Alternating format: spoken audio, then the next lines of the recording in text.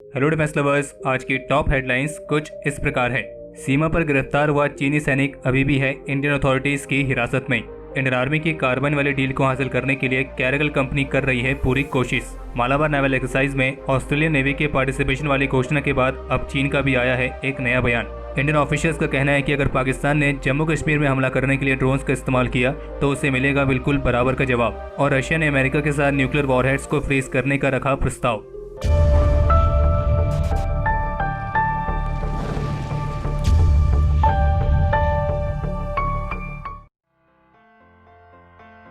अभी हाल ही में यूएई के ambassador to India doctor Ahmed Abdul Rahman की chief of defence staff general Bipin Rawat के साथ टेलीफोन पर एक बातचीत हुई है और इस बातचीत के दौरान दोनों देशों के बीच डिफेंस सेक्टर में कॉपरेशन को बढ़ाने और साथ ही जॉइंट डिफेंस प्रोडक्शन के लिए नई पार्टनरशिप के अवसरों पर भी बात की गई है। और जैसे कि कैरेगल कंपनी की तरफ से ये भी कहा गया है कि इंडियन आर्मी की कार्बाइंस की जरूरतों को पूरा करने के लिए वो भारत की मेक इन इंडिया पहल के तहत अपनी कार्बाइंस को टेक्नोलॉजी ट्रांसफर के साथ भारत में ही मैन्युफैक्चर करने के लिए तैयार हैं। और कैरेगल जिस इंडियन कंपनी के साथ जॉइंट वेंचर को स्थापित करेगी, उस जॉइंट वेंचर में कैरेगल की तरफ से 49% का निवेश किया जाएगा। बाकी यूएई की तरफ से पूरी कोशिश की जा रही है कि उन्हें इंडियन आर्मी के कार्बाइंस वाली डील मिल जाए। बाकी इसके अलावा आज रक्षा मंत्री राजनाथ सिंह की तरफ से डीआरडीओ प्रोक्योरमेंट मैनुअल 2020 को जारी किया गया है और इस प्रोक्योरमेंट मैनुअल के नए वर्जन में डिफेंस सेक्टर में भारत को आत्मनिर्भर बनाने के लिए इंडियन इंडस्ट्रीज को बढ़ावा देने के कई सारे प्रावधान किए गए हैं, जिनमें स्टार्टअप्स और एमएसएमईज भी शामिल हैं। कल सोमवार को भारत की तरफ से मालाबार नेवल एक्सरसाइज में ऑस्ट्रेलियन नेवी के पार्टिसिपेशन की घोषणा की गई थी और अब इसी घोषणा के बाद आज मंगलवार को चीन के विदेश मंत्रालय की तरफ से एक बयान आया है जिसमें उनका ये कहना है कि चाइना ने मालाबार नेवल एक्सरसाइज में ऑस्ट्रेलियन नेवी के पार्टिसिपेशन वाले डेवलपमेंट को नोट किया है और उनके मुताबिक चाइना का ये मानना है कि देशों के बीच जो मिलिट्री कॉपरेशन है वो क्षेत्रीय शांति और स्थिरता के अनुकूल होना चाहिए। खैर, बाहर से चीन कुछ भी कहे, लेकिन हर कोई जानता है कि अंदर ही अंदर चीन इस बात से बिल्कुल भी खुश नहीं है कि क्वाड कंट्रीज के मेंबर्स एक साथ इंडो पैसिफिक रीजन में मिलिट्री एक्सरसाइज में शामिल होने वाले हैं। बाकी जैसा कि आप सभी जानते हैं कि इस महीने के अंत में भारत और अमेरिका के बीच 2+2 डायलॉग मीटिंग आयोजित की जाएगी और इस मीटिंग में भारत और अमेरिका के बीच जो स्पेशल कॉपरेशन के लिए basic exchange and cooperation agreement को साइन किया जाएगा और जिसके साइन होने के बाद दोनों देश एक दूसरे के साथ इंटेलिजेंस भी शेयर कर सकेंगे। यानी कि अगर भारत को लॉन्ग रेंज नेविगेशन और मिसाइल टारगेटिंग के लिए अमेरिका के एडवांस सैटेलाइट और टोपोग्राफिकल डेटा की जरूरत पड़ती है तो इस एग्रीमेंट के साइन होने के बाद अमेरिका वो डेटा भारत के साथ शेयर कर सकेगा और इसी तरह की कोई इन्फॉर्मेशन अगर अमेरिका को भारत से चाहिए होगी तो भारत भी अमेरिका को दे सकेगा। और इस बात से खुद ही आप अंदाजा लगा सकते हैं कि ये एग्रीमेंट कितना महत्वपूर्ण साबित होगा।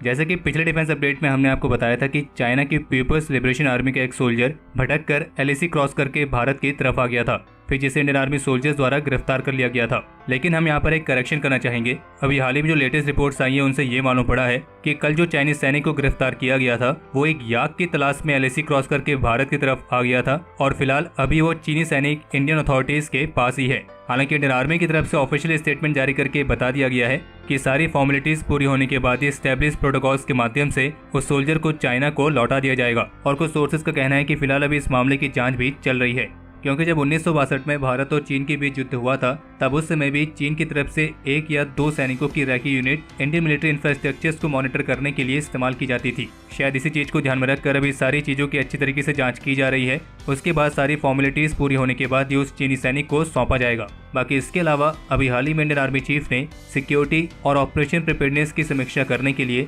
अंबाला में स्थित खड़गा कोर को विजिट किया था और इसी दौरान इंडियन आर्मी चीफ ने इंडियन एयरफोर्स के अंबाला एयरबेस को भी विजिट किया है और इसके साथ उन्होंने इंडियन आर्मी और इंडियन एयरफोर्स के आपसी तालमेल की सराहना भी की है। और जैसे कि आप सभी जानते हैं कि इंडियन आर्मी के वाइस चीफ भी इन दिनों अमेरिका की यात्रा पर हैं और आज जो रिपोर्ट्स आई हैं उनके मुताबिक इस विजिट के दौरान Indian army vice chief lieutenant general SK. Saini ने यूएस आर्मी की 25th infantry division lightning academy को विजिट किया है। हिंदुस्तान टाइम्स की तरफ से एक रिपोर्ट जारी की गई है जिसमें कुछ इंटेलिजेंस इनपुट्स के हवाले से बताया गया है कि पाकिस्तान की आईएसआई ड्रोन्स का इस्तेमाल करके जम्मू कश्मीर में कुछ छोटे बॉम्बिंग अटैक्स करने की योजना बना रही है और ये उसी तरह की टैक्टिक है जिसका इस्तेमाल आईसिस भी करती है। और इसी को ध्यान में रखकर भारत के बॉर्डर सिक्योरिटी फोर्स और इंडियन आर्मी को हर एक छोटी फ्लाइंग मशीन को न्यूट्रलाइज करने के लिए तैयार रहने के लिए कहा गया है। खैर ऑफिशियल्स की तरफ से ये भी कहा गया है कि अगर पाकिस्तान इस तरह की कोई हरकत करता है और वो ड्रोन्स का इस्तेमाल करके भारत के सिक्योरिटी कैंप्स और अन्य क्षेत्रों को निशाना बनाने की कोशिश करेगा तो उसे उसका बिल्कुल बराबर का जवाब दिया जाएगा, फिर चाहे वो ड्रोन्स की मदद से हो या बिना ड्रोन्स के। और रिपोर्ट्स ये है कि पाकिस्तान की ISI इस तरह के ड्रोन अटैक के लिए आतंकी संगठनों को ट्रेन भी कर रही है और उन्हें ये सिखा रही है कि आखिर कैसे 5 किलोग्राम के एक्सप्लोजिव कैरी करने वाले क्वाडकॉप्टर्स का इस्तेमाल वे कर सकते हैं। और अगर पाकिस्तान की बात हो ही रही है तो आपको बता दें कि अभी हाल ही में जम्मू कश्मीर के सोफियन में एक जॉइंट ऑपरेशन लॉन्च किया गया था और इस ऑपरेशन में 2 आतंकियों के मारे जाने की खबर है, जिनसे एक AK-47 और एक पिस्टल बरामद हुई है। और इसी तरह का एक और जॉइंट ऑपरेशन पुलवामा में भी लॉन्च किया गया है और जिसमें अभी तक 3 आतंकियों के मारे जाने की खबर है और उनसे 3 AK-47 भी बरामद हुई हैं। लेकिन इसके साथ एक दुखद खबर यह है कि कल अनंतनाग में कुछ अनआइडेंटिफाइड आतंकियों ने जम्मू कश्मीर पुलिस के इंस्पेक्टर मोहम्मद अशरफ भट्ट पर उनके निवास के पास उन पर फायरिंग की थी, जिसमें वे बहुत बुरी तरीके से घायल हो गए थे। हालांकि इलाज के लिए उन्हें अस्पताल में भर्ती कराया गया था, लेकिन ज्यादा बुरी तरीके से घायल होने की वजह से उन्हें बचाया नहीं जा सका और अंत में वे वीर गति को प्राप्त हुए। हम ईश्वर से प्रार्थना करते हैं कि इस वीर योद्धा की आत्मा को शांति मिले और ये देश इनके सर्वोच्च बलिदान को कभी भी नहीं भूलेगा। अमेरिका के साथ अपने न्यूक्लियर पैक्ट को एक्सटेंड करने के तहत आज मंगलवार को रशिया की तरफ से ये कहा गया है कि वो अपने सारे न्यूक्लियर वॉरहेड्स को फ्रीज करने के लिए तैयार है, लेकिन तब जब अमेरिका भी बिल्कुल ऐसा ही करे। और रशिया का कहना है कि वो न्यू स्टार्ट एग्रीमेंट को 1 साल बढ़ाने की पेशकश करता है और इस समय के लिए दोनों पक्षों के न्यूक्लियर वॉर को रोकने के लिए अमेरिका के साथ एक राजनीतिक प्रतिबद्धता अपनाने के लिए तैयार है। बता दें कि इस साल फरवरी में रशियन राष्ट्रपति व्लादिमीर पुतिन की तरफ से एक न्यू स्टार्ट एग्रीमेंट को एक्सटेंड करने का प्रस्ताव दिया गया था, जो फरवरी 2021 में समाप्त होने वाला है। लेकिन अमेरिका ने इस प्रस्ताव को एक नॉन स्टार्टर कहा था जब तक कि न्यूक्लियर वॉरहेड की संख्या पर कोई रोक नहीं होती है। लेकिन आज जो रशिया की फॉरेन मिनिस्ट्री से बयान आया है उससे तो ये मालूम पड़ता है कि रशिया ने इस न्यू स्टार्ट एग्रीमेंट को 1 साल के लिए एक्सटेंड करने का प्रस्ताव दिया है और वो इस टाइम पीरियड में पॉलिटिकल कमिटमेंट के तहत अमेरिका के साथ नंबर ऑफ न्यूक्लियर वॉरहेड्स को फ्रीज करने के लिए तैयार है। कल के जो हमारे टॉप 3 कमेंट्स हैं वो कुछ इस प्रकार है।